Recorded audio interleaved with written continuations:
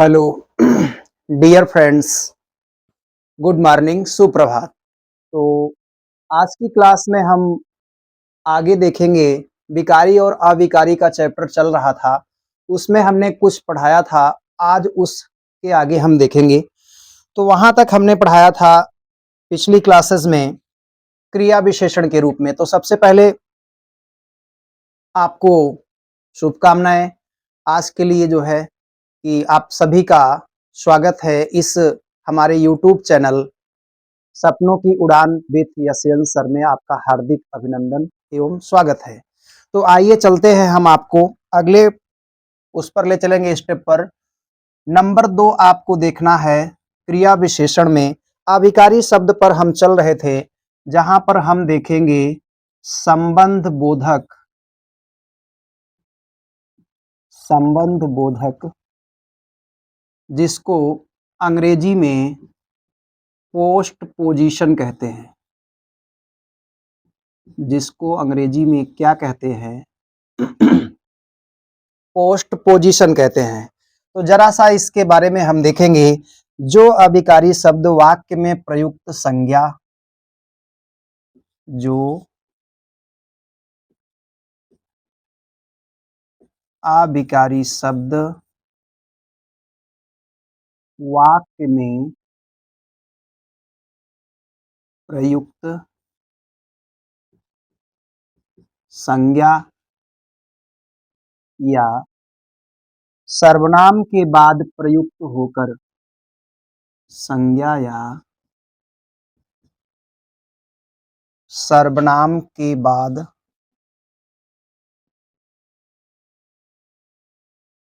संज्ञा या सर्वनाम के बाद प्रयुक्त होकर उनका संबंध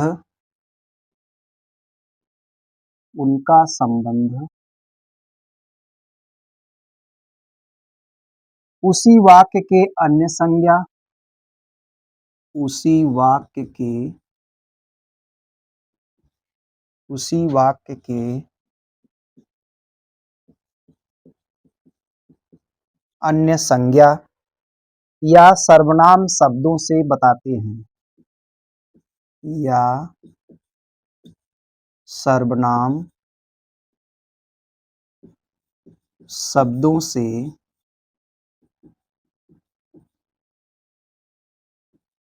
बताते हैं।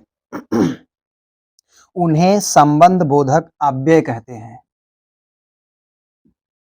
उन्हें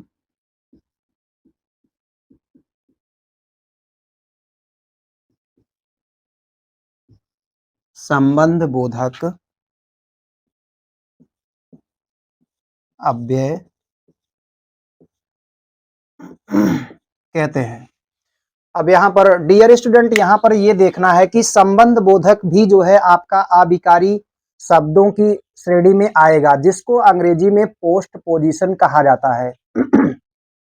यहाँ पर देखने वाली बात ये होगी कि जो अविकारी शब्द वाक्य में प्रयुक्त संज्ञा या सर्वनाम के बाद प्रयुक्त होकर उनका संबंध उसी वाक्य के अन्य संज्ञा या सर्वनाम शब्दों से बताते हैं, उन्हें संबंध बोधक अव्यय कहते हैं।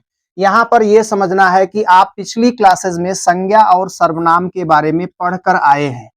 तो संज्ञा क्या है, सर्वनाम क्या है, यहाँ पर उसका उल्लेख करना संभव नहीं है। इसके बारे में आप पिछली क्लासेस में पढ़कर आए हैं। तो यहाँ पर हमें केवल ये देखना है कि ये संबंध बोधक, जिसका नाम ही है संबंध, ये संबंध बोध का मतलब होता है जानकारी कराने वाला, बोध कराने वाला। यानी संज्ञा या सर्वनाम का, जिस वाक्य में जो संज्ञा या सर्वनाम प्रयुक्त हुई है, उसका संबंध उसी वाक्य में किसी भी संज्ञा या सर्वनाम से जो शब्द बताएगा, उसको संबंध बोधक अव्यय के नाम से जाना जाता है। आइए कुछ उदाहरण लेते हैं, टेक मोर एग्जांपल्स, तो वहां पर आपको समझ में आ जाएगा। जैसे विद्या के बिना मनुष्य पशु है। उदाहरण है आपके, विद्या के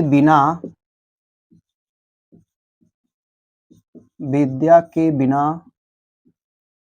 मनुष्य पशु है। तो यहाँ पर डियर स्टूडेंट ये समझना है हमें कि संबंध क्या बता रहा है। यहाँ पर देखिए एक विद्या है और एक मनुष्य है, तो यहाँ इन दोनों के बीच में ये जो के बिना शब्द है, ये आपका जो है यहाँ पर संबंध इस इन दोनों संज्ञाओं के बीच में संबंध स्थापित कर रहा है। तो के बिना शब्द यहाँ पर क्या हो जाएगा, संबंध बोधक, संबंध बोधक अव्यय हो जाएगा और ये अविकारी शब्दों की श्रेणी में आएगा। कुछ और उदाहरण लेते हैं बात स्पष्ट करने के लिए। मोहन घर के बाहर खड़ा है।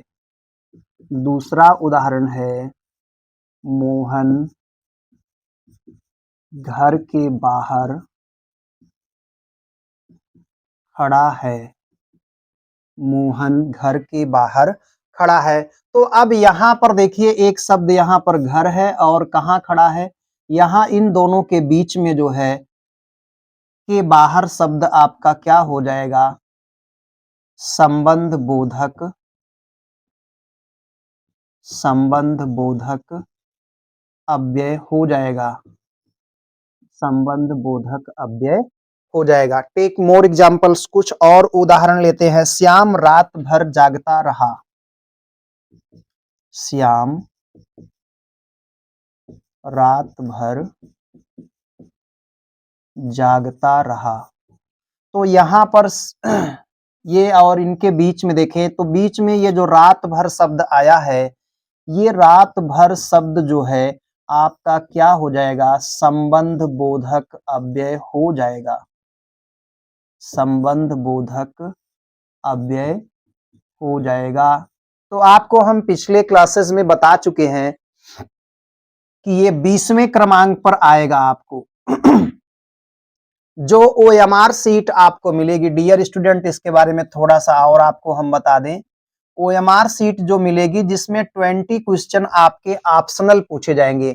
उन ऑप्शनल क्वेश्चंस में ये 20 नंबर के क्रमांक पर आपका सवाल होगा, जिसमें 1 नंबर आपको सॉलिड अंक मिलेंगे, ठोस अंक के रूप में मिलेंगे, यानी जो आपको ऑप्टिकल मार्क रीडर, OMR का फुल फॉर्म है ऑप्टिकल मार्क रीडर, इसमें आपको फिलअप करने होंगे। जो सर्कल दिए होंगे उनको आपको फिल करना है, पूरा भरना होगा। उसका तरीका हम आपको आगे आने वाले वीडियोस में देते रहेंगे। तो यहाँ पर ये आपको 20वें नंबर के क्रमांक पर मिलेगा और 1 नंबर आना तय है। बोर्ड परीक्षा में बार बार इससे सवाल उठाया जाता है। तो उस कड़ी में हम संबंध बोधक तक पहुंचे हैं, यानी अविकारी शब्दों की व्याख्या चल रही है। तो उसमें आपने आज क्या देखा कि संबंध बोधक क्या है, जिसको अंग्रेजी में पोस्ट पोजीशन कहते हैं। इसके बारे में थोड़ा सा हमने जाना कि जो अविकारी शब्द वाक्य में प्रयुक्त संज्ञा या सर्वनाम के बाद प्रयुक्त होकर उनका संबंध उसी वाक्य के अन्य संज्ञा या सर्वनाम शब्दों से बताते हैं, उन्हें संबंध बोधक अव्यय कहते हैं।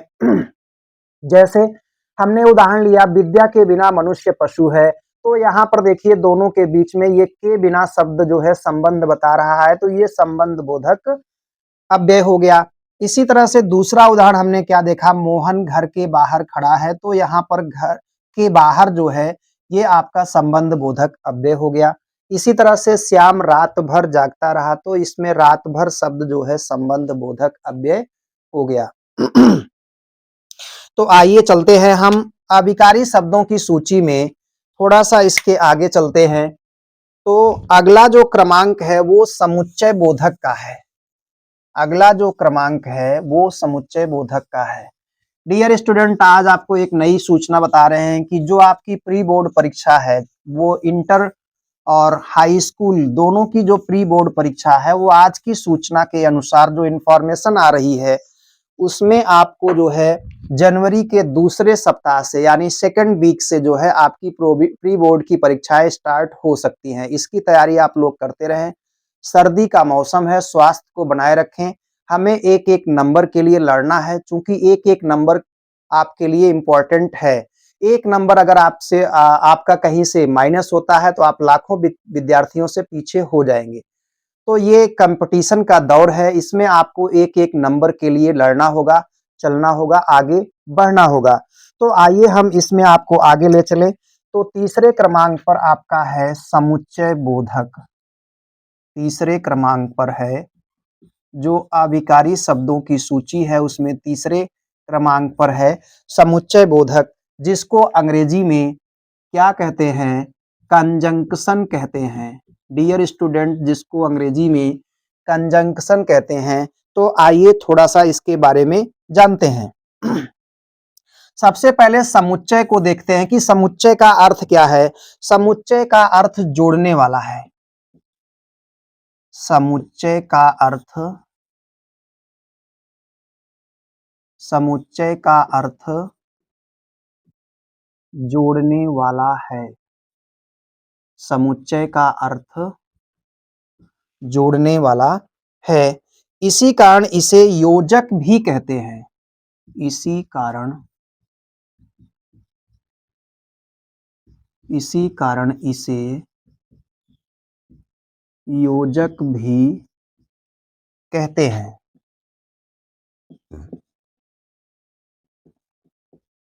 इसी कारण इसे योजक भी कहते हैं। तो ये तो हमने केवल आपको ये बताया कि समुच्चय की मीनिंग क्या होगी, समुच्चय का आशय क्या होगा। इसको हमने समझाया कि समुच्चय का अर्थ है जोड़ने वाला। इसी कारण इसे क्या कहते हैं डियर स्टूडेंट, योजक भी कहते हैं। तो गाइज ये ध्यान देना है कि इसे योजक का मतलब भी होता है कि जुड़ने वाला। तो आइए एक छोटी सी इसकी परिभाषा को और समझ लेते हैं, बात स्पष्ट हो जाएगी। दो शब्दों, वाक्यांशों या वाक्यों को थोड़ा सा और देखें। दो शब्दों,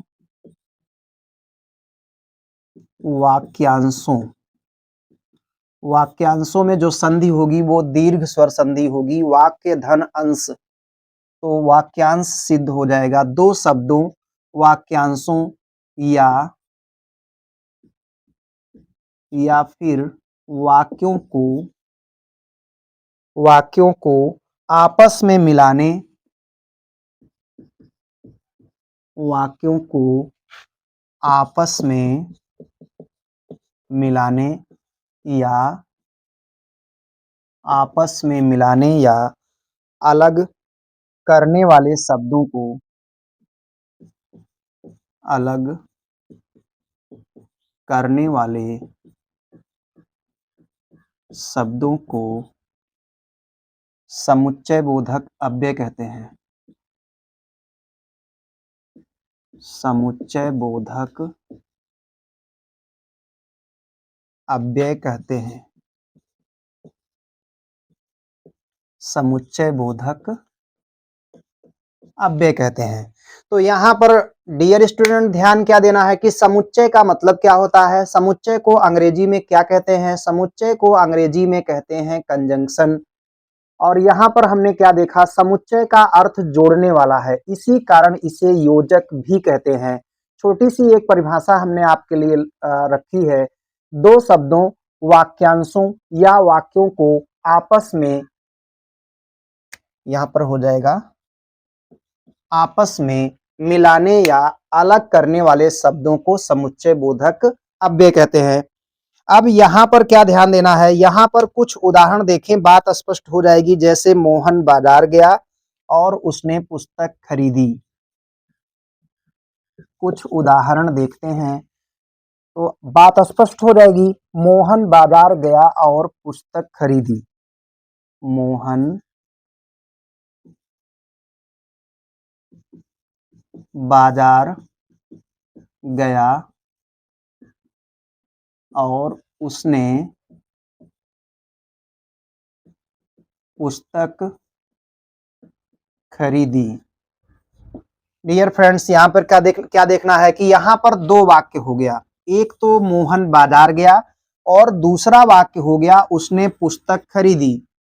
तो इन दो वाक्यों को जो जोड़ रहा है, जो योजक कर रहा है, वो आपका क्या हो जाएगा, वो आपका हो जाएगा समुच्चय बोधक अव्यय। समुच्चय बोधक अव्यय हो जाएगा। अव्यय के बारे में हम पिछली क्लासेस में चर्चा कर चुके हैं कि जिस पर ना तो लिंग का प्रभाव पड़े, ना क्रिया का प्रभाव पड़े, ना काल का प्रभाव पड़े, हर दशा में जो समान रहे वो आपका क्या है, वो आपका अव्यय है। तो इसकी चर्चा हम पिछली क्लासेस में कर चुके हैं, यहाँ पर उसको करने की आवश्यकता नहीं है। दूसरा उदाहरण भी देख सकते हैं। जैसे वह मिल जाता किंतु हम देर से पहुंचे, वह मिल जाता किंतु हम देर से पहुंचे, वह मिल जाता किंतु हम देर से पहुंचे। अब डियर स्टूडेंट यहां पर ध्यान देना है कि वह मिल जाता एक वाक्य तो ये हो गया, दूसरा वाक्य हम देर से पहुंचे, दूसरा वाक्य आपका ये हो गया। इन दोनों वाक्यों को जोड़ने वाला जो शब्द है वो आपका क्या हो जाएगा, समुच्चय, वो आपका हो जाएगा समुच्चय बोधक अव्यय हो जाएगा, समुच्चय बोधक अव्यय हो जाएगा। इसी तरह से कुछ एक आध वाक्य और देख सकते हैं स्पष्ट करने के लिए। मैं गांव में रहना चाहता हूं, अगला वाक्य है मैं गांव में रहना चाहता हूं क्योंकि गांव का वातावरण मुझे पसंद है, क्योंकि क्योंकि गांव का वातावरण मुझे पसंद है, क्योंकि गांव का वातावरण मुझे पसंद है। तो यहाँ पर एक वाक्य डियर स्टूडेंट यहाँ पर ध्यान दीजिए, एक वाक्य तो आपका ये हो गया कि मैं गांव में रहना चाहता हूं, दूसरा वाक्य हो गया गांव का वातावरण मुझे पसंद है। तो इन दो वाक्यों को जो जोड़ने वाला शब्द है वो आपका क्या हो जाएगा, समुच्चय बोधक अव्यय हो जाएगा। तो यहाँ पर ध्यान देंगे क्योंकि शब्द जो है वो समुच्चय बोधक का कार्य कर रहा है, तो ये जो है क्योंकि शब्द समुच्चय बोधक अव्यय हो जाएगा और समुच्चय बोधक अव्यय अविकारी की लिस्ट में आता है। तो आज हमने क्या देखा, यहां तक हमने क्या देखा, तीसरे नंबर पर हमने जो अविकारी की सूची चल रही थी उसमें हमने देखा समुच्चय बोधक, जिसको अंग्रेजी में कंजंक्शन कहते हैं। समुच्चय का अर्थ जोड़ने वाला है, इसी कारण इसे योजक भी कहते हैं। छोटी सी परिभाषा हमने देखी कि दो शब्दों, वाक्यांशों या वाक्यों को आपस में मिलाने या अलग करने वाले शब्दों को समुच्चय बोधक अव्यय कहते हैं। कुछ उदाहरण देखे हमने, इन उदाहरणों में क्या देखा हमने, मोहन बाजार गया और उसने पुस्तक खरीदी। तो यहाँ पर एक वाक्य हो गया मोहन बाजार गया और दूसरा वाक्य हो गया उसने पुस्तक खरीदी। तो और शब्द ये जोड़ रहा है तो समुच्चय बोधक अव्यय हो गया और समुच्चय बोधक अव्यय जो है अविकारी की लिस्ट में आता है। तो दूसरा उदाहरण क्या देखा हमने, वह मिल जाता किंतु हम देर से पहुंचे। तो यहाँ पर देखना यह है कि एक वाक्य आपका हो गया वह मिल जाता और हम देर से पहुंचे, दूसरा वाक्य इन दोनों को जोड़ रहा है किंतु। तो किंतु यहाँ पर समुच्चय बोधक अव्यय का काम कर रहा है और समुच्चय बोधक अव्यय अविकारी की श्रेणी में आता है। तीसरा जो वाक्य हमने देखा उदाहरण में, मैं गांव में रहना चाहता हूं क्योंकि गांव का वातावरण मुझे पसंद है। एक वाक्य तो हो गया कि मैं गांव में रहना चाहता हूं, दूसरा वाक्य हो गया गांव का वातावरण मुझे पसंद है। तो इन दोनों वाक्यों को जो जोड़ रहा है वो आपका हो गया समुच्चय बोधक अव्यय और समुच्चय बोधक अव्यय जो है ये अविकारी की लिस्ट में आता है। तो हमने तीसरे क्रमांक पर किसको देखा, समुच्चय बोधक को देखा। आइए हम इसके अगले क्रमांक पर चलते हैं और आज इस चैप्टर को समाप्त करने की कोशिश करते हैं।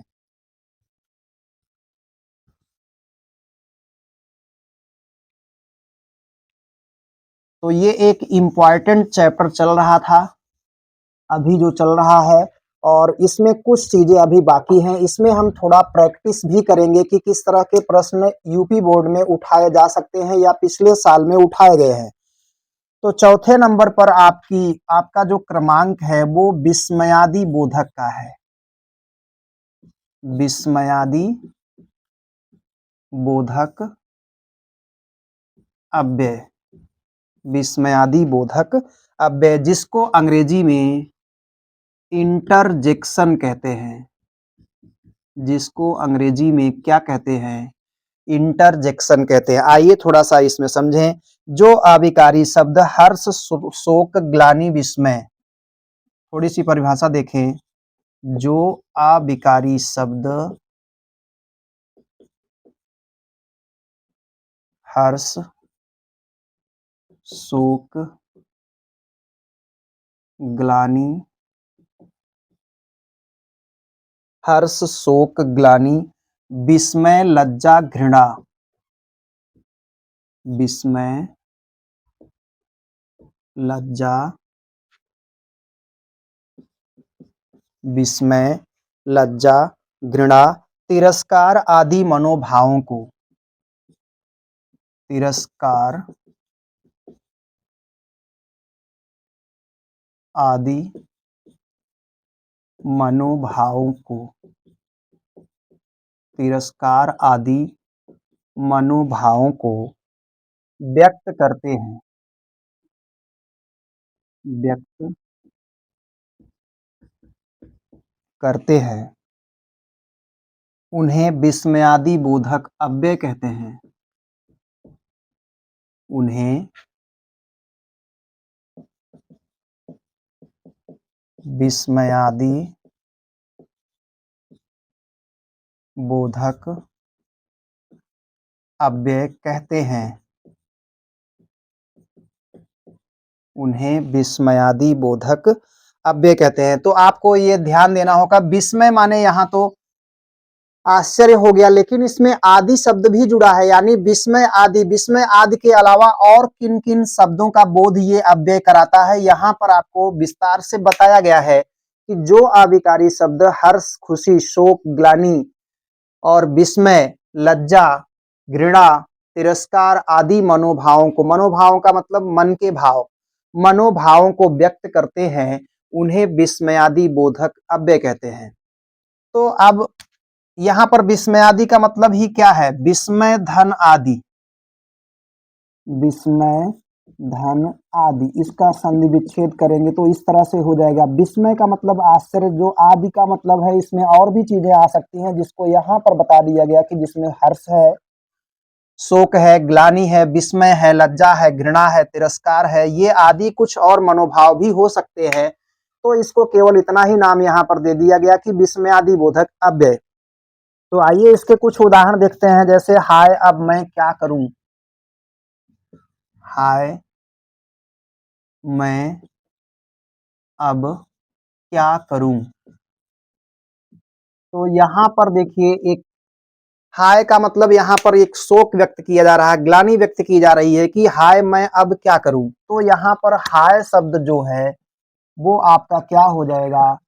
विस्मयादि बोधक अव्यय का काम कर रहा है। विस्मयादि बोधक अव्यय का काम कर रहा है। इसी तरह से कुछ और उदाहरण, छी छी दूर हटो। छी छी दूर हटो, दूर हटो। इस वाक्य में भी जो आपका छी छी शब्द है, ये विस्मय बोधक यानी घृणा को ये व्यक्त कर रहा है। डिस्पाइस जिसको अंग्रेजी में कहते हैं, ये यहाँ पर घृणा को व्यक्त कर रहा है, हेट्रेड को व्यक्त कर रहा है। तो यहाँ पर छी छी शब्द जो है विस्मयादि बोधक अव्यय का काम कर रहा है। सावधान आगे बढ़े तो गोली मार दूंगा। सावधान आगे बढ़े तो,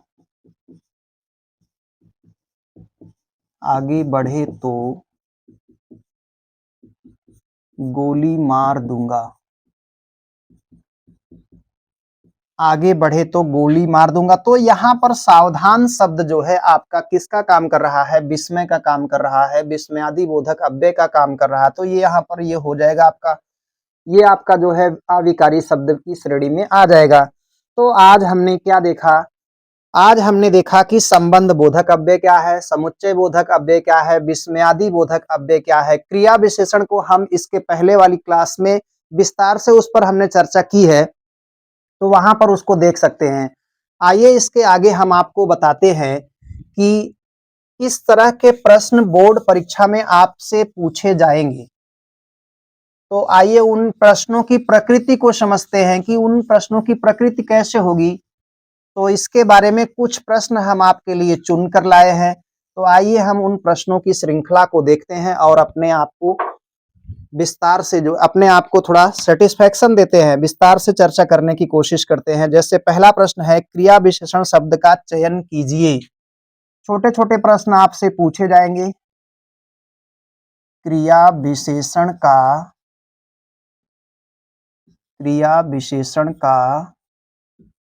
चयन कीजिए। क्रिया विशेषण का चयन कीजिए। तो आपके ऑप्शन हैं, ऑप्शन ए है गरम, ऑप्शन बी है प्रतिदिन, ऑप्शन सी है रमेश, ऑप्शन डी है पेड़, ऑप्शन डी है पेड़। तो हमें क्रिया विशेषण को करना है। क्रिया विशेषण में आपको अब यहाँ पर ध्यान दीजिए, 4 ऑप्शन दिए गए हैं कि क्रिया विशेषण का चयन कीजिए, जिसमें ऑप्शन ए है गरम, ऑप्शन बी है प्रतिदिन, ऑप्शन सी है रमेश, ऑप्शन डी है पेड़। तो यहाँ पर देखिए, हमें पहले ऑप्शन को ध्यान से पढ़ना है और प्रश्न को ध्यान से समझना है।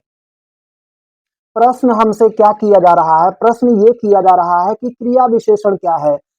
डियर फ्रेंड्स, क्रिया विशेषण के बारे में हम इसके पहले विस्तार से चर्चा किए हैं कि क्रिया विशेषण किसे कहते हैं। क्रिया विशेषण हम उस शब्द को कहेंगे कि जो क्रिया की विशेषता को बतलाए कि क्रिया यानी कार्य कैसे हो रहा है। तो यहाँ पर सबसे पहले तो ये रमेश पहले हटाने की कोशिश करिएगा कि कौन कौन से विकल्प हैं, पहले उसमें से किस विकल्प को हम आसानी से रिमूव कर सकते हैं। तो हम रमेश को इसलिए रिमूव करेंगे कि ये संज्ञा है, ये नाउन है, और पेड़ को भी हम इसलिए रिमूव कर देंगे, हटा देंगे कि ये भी एक संज्ञा है। तो अब यहाँ पर एक शब्द बचा गरम। तो गरम ये आपकी क्रिया की विशेषता नहीं बतला रहा है, तो ये भी हट जाएगा। ये प्रतिदिन शब्द जो है ये आपकी क्रिया की विशेषता बतला रहा है। अगर हम इसको किसी वाक्य में प्रयोग करेंगे तो ये बात स्पष्ट हो जाएगी। जैसे एक वाक्य हम यहाँ पर ले सकते हैं कि वह प्रतिदिन विद्यालय जाता है। एक वाक्य ले सकते हैं, वह प्रतिदिन विद्यालय जाता है, प्रतिदिन विद्यालय जाता है। तो यहां पर जाना क्रिया है, जाना। अब क्रिया और मूल धातु को हम चर्चा कर चुके हैं, पिछली क्लासेस में हमने इस पर चर्चा की है। क्रिया किसे कहेंगे, मूल धातु किसे कहेंगे। तो मूल धातु जो है, क्रिया का मूल रूप जो होता है वो मूल धातु कहलाती है। और जब उसी मूल धातु में हम ना शब्द को जोड़ देते हैं तो क्रिया का काम करने लगती है। तो यहाँ पर जाना क्रिया है, तो जाना क्रिया की विशेषता बतला रहा है प्रतिदिन। वह कब कब विद्यालय जाता है, तो उत्तर में आपको मिलेगा कि वह प्रतिदिन विद्यालय जाता है। तो इस हिसाब से ये प्रतिदिन शब्द आपका क्रिया विशेषण हो जाएगा। दूसरा प्रश्न है, गाड़ी धीरे धीरे स्टेशन पर आ गई। गाड़ी धीरे धीरे, गाड़ी धीरे धीरे स्टेशन पर आ गई। इस वाक्य में क्रिया विशेषण है, इस वाक्य में क्रिया विशेषण है। इसमें भी हमें क्रिया विशेषण ही खोजना है। डियर स्टूडेंट ध्यान दें, तो इसमें पहला ऑप्शन है आ गई, और दूसरा ऑप्शन है गाड़ी, और तीसरा ऑप्शन है स्टेशन, और चौथा ऑप्शन और अंतिम जो है वो आपका है धीरे धीरे। डियर स्टूडेंट, यहां पर ध्यान क्या देना है कि क्रिया विशेषण इसमें भी खोजना है कि कौन सा शब्द ऐसा है जो इस वाक्य में क्रिया विशेषण को व्यक्त कर रहा है। तो इसमें आना क्रिया है आना क्रिया है, तो इस आना क्रिया की विशेषता कौन सा शब्द बतला रहा है? आ गई ये हो नहीं सकता, गाड़ी संज्ञा है ये हो नहीं सकती, स्टेशन भी संज्ञा है ये हो नहीं सकती। तो ये तीन ऑप्शन आपके पहले ही रिमूव हो गए, तो बचा आपका धीरे धीरे। तो यही धीरे धीरे शब्द इस वाक्य में क्रिया विशेषण का काम कर रहा है। यानी गाड़ी स्टेशन पर कैसे आ गई, तो जवाब में आपको मिलेगा कि गाड़ी स्टेशन पर धीरे धीरे आ गई। तो यही वाला विकल्प सही हो जाएगा। आइए अगला प्रश्न देखते हैं। जिन शब्दों में प्रयोग के अनुसार जिन शब्दों में जिन शब्दों में प्रयोग के अनुसार कोई परिवर्तन नहीं होता, कोई परिवर्तन नहीं होता, उन्हें कहा जाता है, उन्हें कहा जाता है, उन्हें कहा जाता है। क्या कहा जाता है? डियर स्टूडेंट, ध्यान दीजिए, यहाँ पर प्रश्न को सावधानी पूर्वक पढ़ेंगे। पहला ऑप्शन है पद। दूसरा ऑप्शन क्या है? दूसरा विकल्प है विकारी शब्द, विकारी शब्द। तीसरा विकल्प है अविकारी शब्द, अविकारी शब्द। चौथा ऑप्शन है इनमें से कोई नहीं, इनमें से कोई नहीं। तो ये चार विकल्प इस प्रश्न में आपको दिखने को मिल रहे हैं। यानी ध्यान से प्रश्न को पढ़ें। जिन शब्दों में प्रयोग के अनुसार कोई परिवर्तन नहीं होता उन्हें कहा जाता है। तो आप पहले देखें, विकल्प को सावधानी पूर्वक पढ़ें और समझें। तो पद सबसे पहले ये हट जाएगा। क्यों हट जाएगा डियर स्टूडेंट? ये इसलिए हट जाएगा क्योंकि कोई शब्द जब वाक्य में प्रयुक्त होने की क्षमता रखने लगता है तो वो शब्द पद बन जाता है। तो शब्द जरूरी नहीं कि हर शब्द जो है आपके जो है उनमें परिवर्तन ना हो। कुछ शब्द है उनमें परिवर्तन होता है, कुछ शब्द है उनमें परिवर्तन नहीं होता है। तो हम आपको इसके पहले वाली क्लासेस में बता चुके हैं कि ऐसे शब्द जिनमें परिवर्तन होता है, लिंग के अनुसार, क्रिया के अनुसार, काल के अनुसार जिनमें परिवर्तन होता है, वो शब्द जो है आपके विकारी शब्द कहलाते हैं। और जिनमें इन चीजों के यानी इन शब्दों के अनुसार परिवर्तन नहीं होता है वो अविकारी शब्द कहलाएंगे।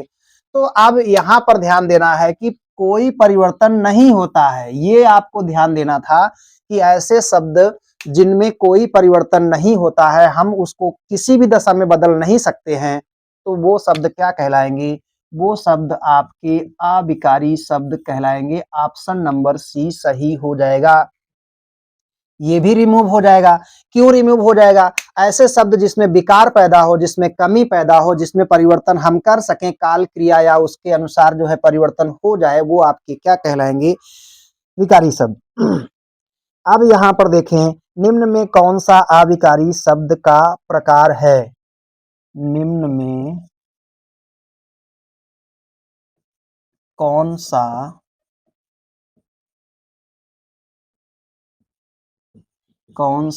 अविकारी शब्द का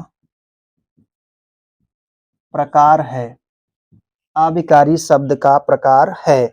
ऑप्शन ए है विशेषण, ऑप्शन ए है विशेषण, ऑप्शन बी है क्रिया विशेषण, ऑप्शन बी है क्रिया विशेषण, ऑप्शन सी है क्रिया, ऑप्शन सी है क्रिया, ऑप्शन डी है सर्वनाम। तो ये चार विकल्प इस प्रश्न में आपको मिलेंगे। निम्न में कौन सा अविकारी शब्द, फिर से पलट करके क्वेश्चन को थोड़ा सा घुमा करके दे दिया कि अविकारी शब्द पूछा। तो अविकारी शब्द की परिभाषा आपको बताई जा चुकी है कि ऐसे शब्द जो किसी भी दशा में परिवर्तित नहीं होते हैं, यानी उस पर क्रिया काल का जो है लिंग का कोई प्रभाव नहीं पड़ता है, वो शब्द आपके अविकारी शब्द कहलाते हैं। तो अब आपका विशेषण है, विशेषण बदलता रहता है।